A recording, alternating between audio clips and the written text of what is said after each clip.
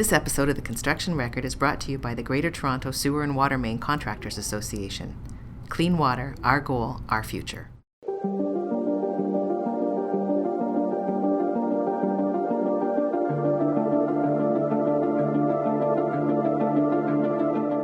Hello and welcome to another episode of the Construction Record Podcast. I'm digital media editor Warren Frey, and with me today I have Raymond Wong, Vice President of Data Operations, Data Solutions at Altus Group. And what we're going to talk about today is the trends that led up to COVID, or sort of coincided with COVID is a better way to put it. What happened during COVID, and then once we do, if we do immediately or in the long term emerge out of COVID, how things have changed since then in terms of commercial and retail real estate. And so I'd start with, what were some trends that were happening already that COVID accelerated? Working from home springs to mind, but there are probably others. Well, it's acceleration, and it'll be interesting to see what sort of remains, because even pre-COVID, there was a certain element of people working from home, mm-hmm. and as well as flexible workspace, hoteling, and so on and so forth. Right?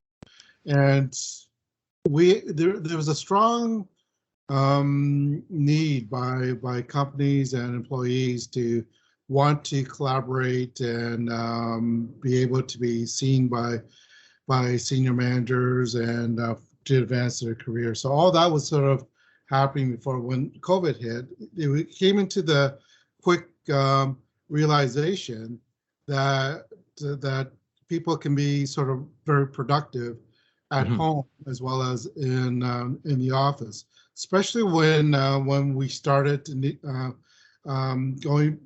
being forced to work from home in sort of your March, April, right? And people were happy of working at home. They found it productive. But now what we're sort of seeing is that now after 18 or 20 months and a number of sort of Zoom calls and team meetings over the screen, that people want a chance to interact, especially with collaboration and spontaneity of ideas. It's a little bit more difficult to have those sort of sessions or brainstorming sessions over the screen rather than in person, where you can actually see people and see sort of facial expressions better and more discussion from that perspective. So we sort of went through COVID, the extreme that, this is great, we can work from home. There's some flexibility there. Now it's coming back a little bit that especially the younger workers who are just entering the workforce, they want to meet their managers, their co-workers. They want to be in a spot to collaborate a little bit more. So I think going forward, we're going to probably see sort of a pullback a little bit, but I think and a lot has been mentioned in regards to the hybrid model, that we're going to have more of a mixture, that compared to pre-COVID, that there's going to be more people sort of working from home, but a combination of work from home as well as to be in the office. And for our company, what we want to do is we also want to set the tone that we don't want people to just come in for the sake of coming in 9 to 5. We want them to come in for a reason, for the collaboration and to brainstorm and have certain strategy meetings, but also understand that there is also that preference to be able to work from home at certain times and to have that flexibility. So we're going from the extreme at 100% work from home to sort of a combination probably going forward. Now we'll get to where that leaves developers going forward with new buildings, but I'd like to kind of dial back to when COVID started. What was the immediate economic, or the obvious economic effect of these empty offices? How did they deal with that in an economic sense? Did you sublease, or like what was the overall trend? Since they had empty offices, they had to deal with somehow.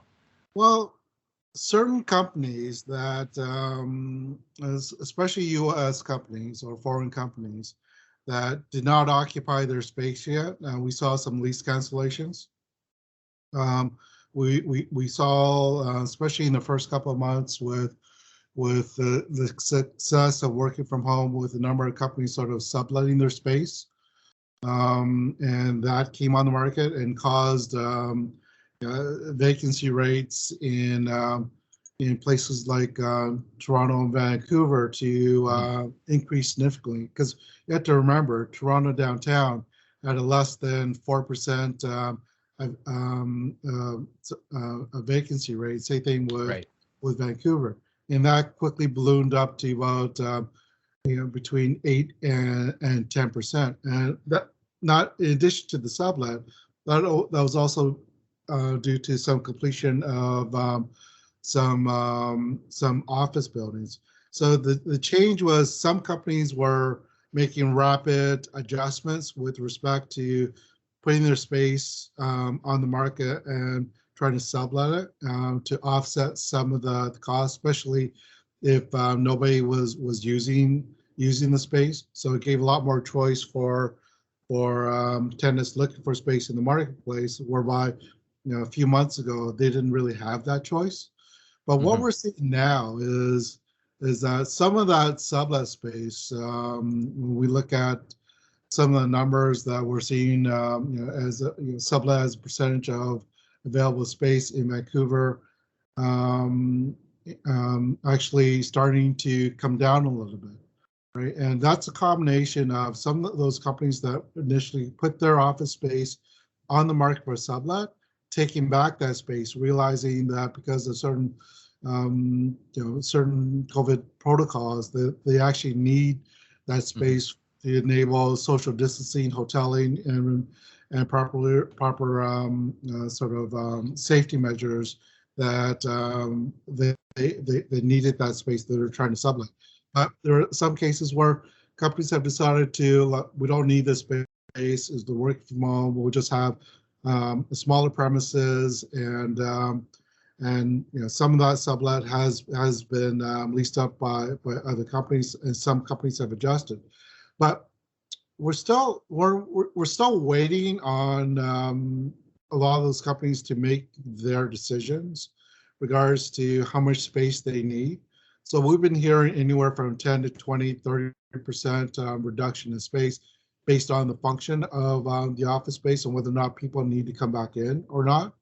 And over the last few days, we've seen some announcements from the Canadian banks that they want people to come back in, but only if you're fully vaccinated. So that gets into a different level of debate.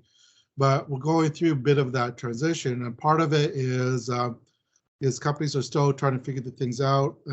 We know a little bit more compared to a few months ago, but again, things are changing rapidly, and but we do know that we're probably going to see a certain level of office vacancy rates in the market, at least for the next 6 to 9 months. Yeah, but I imagine if you're a development company, it's just a different calculus now than it was before for all the reasons you said. Like people may or may not be coming in, they might be using for different things.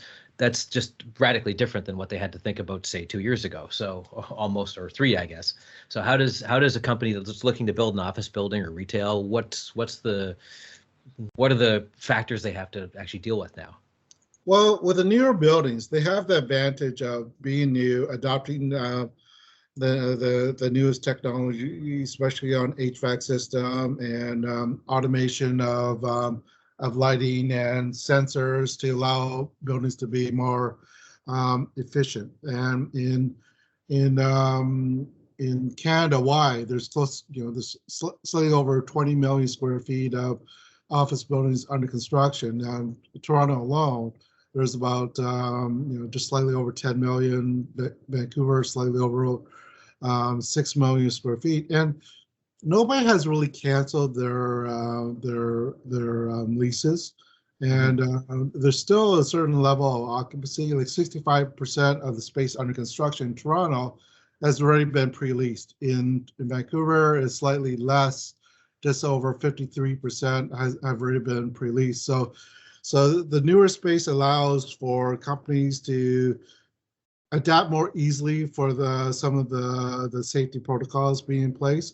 And if you look at especially the last year with the amount of of new companies that are opening up shop in, especially on the tech side in Vancouver and Toronto. And the newest one this week is the Score, taking up 80,000 square feet of a new office project downtown, owned by Mickey's. I think it's in partnership with Bentog Green Oak. So one, the construction is going up, and you would have a little bit more concern with some of the older buildings that may not be as easy to pivot to, the improved HVAC systems and to have those safety protocols, and as well as to have certain spacing, or especially the column widths. So some of those projects are being slated for redevelopment, either residential use or other type of uses. And you've heard about the interest in renovating or retrofitting a number of the empty offices in Calgary to residential. So I think there's going to be a lot more of that type of discussion. But the new office space, they're still under construction. There's a couple other smaller projects that have been announced. So it's slowed down a little bit based on perhaps the level of demand that's hitting the market right now for space. But it definitely hasn't stopped new office construction. That pivot to residential kind of goes into my next question, which is what is some of the new trends? Like I read about how there's going to be an increase in ghost kitchens because there'll be more space for that kind of thing and more people getting deliveries. And so that's just one example of like what are the new things that are sort of forming out of this that you wouldn't have thought would be a thing, but now are because of what we've been dealing with. Well, more that's what you asked earlier about what was happening pre-COVID, and ghost kitchens were popping up. And again, it's the utilization of space that's not being used in the evening hours for some of the restaurants, especially that just operate in the daytime. But because of that expansion with all those home delivery of foods, it's creating a lot more demand in that area. So instead of having to, because the other thing that we're probably really need to deal with is the scarcity of talent. So even now that we're up north with a boat rental, and they had to close on Sunday because they didn't have enough workers to staff to work on the boats.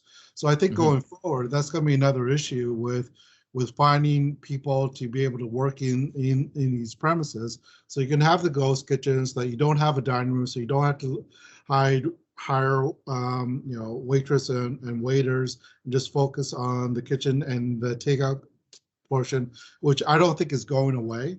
I think people like to just call and order from the favorite restaurant, have it delivered, and especially if they're also going to deliver alcohol at the same time. and those aspects. But we're also seeing, again, it's sort of a natural progression with real estate that for 50 years is used by office, based on the changing demographics, that the movement is more on maybe a mixed use retail residential in its place. And the other aspect that you hear more and more about the e-commerce, about Amazon, that they want urban locations, and how they've been utilizing the Whole Foods for customer pickup and storage of their products. So I think you're going to see some redevelopment, especially on the e-commerce side. And again, I think that's also tied in to the ghost kitchens.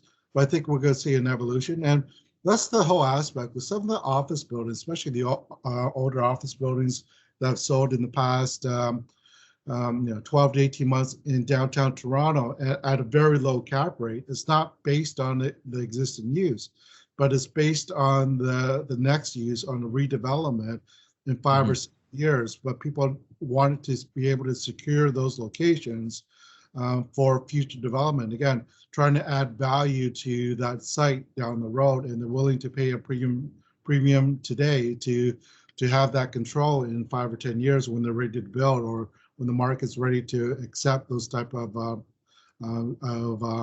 residential or those type of usage. Finally, and I think I know the answer given what you've said already, but at the beginning of the pandemic, I saw a lot of articles in Toronto Life and the New York Times, et cetera, about the death of downtown. And it was like, because everybody was at home. I assume I haven't seen a lot of those articles lately, and I'm assuming that's something that's not something we're worrying about anymore. Or maybe I'm wrong. Well, the thing is that it's kind of, it's heading in the right direction because the sublet space is starting to come down. And you've seen and you've read that the number of apartments, the rentals is active again, and two, the inducements that rental companies were giving gift certificates of 1 month's free rent, they're starting to disappear, and people are starting to come back in the downtown. So I think the number of people after 20 months are tired of living at home and they want their own space again. So we're seeing that. We haven't seen the return of Airbnb yet, but again, the things haven't changed downtown. The nightlife, the restaurants, the retail, and the sort of the younger demographic that want to be able to walk to work and walk to restaurants, and that's also going in with sort of the older generation as well that want to be able to walk to a restaurant, and it's also upgrading the type of apartments that we're seeing, especially on the condos as well.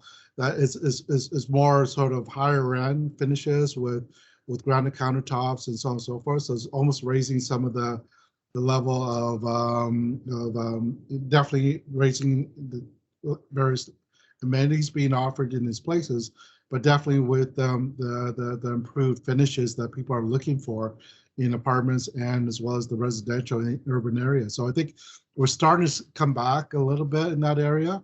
It will be interesting to see the percentage of people going back in the office. And I think it's not going to be a sort of a light switch where everyone's back in the office tomorrow. I think it's going to take 12 to 18 months to see how people feel safe and comfortable going back to the office and interact and to see where the vaccine goes. So I think we're just going to have to wait and see, especially over the next 9 to 12 months, to see how many people are actually going back into the office. Okay, and you've written in far greater detail than we've covered here about these topics. Where should people go to see some of your reports and analysis?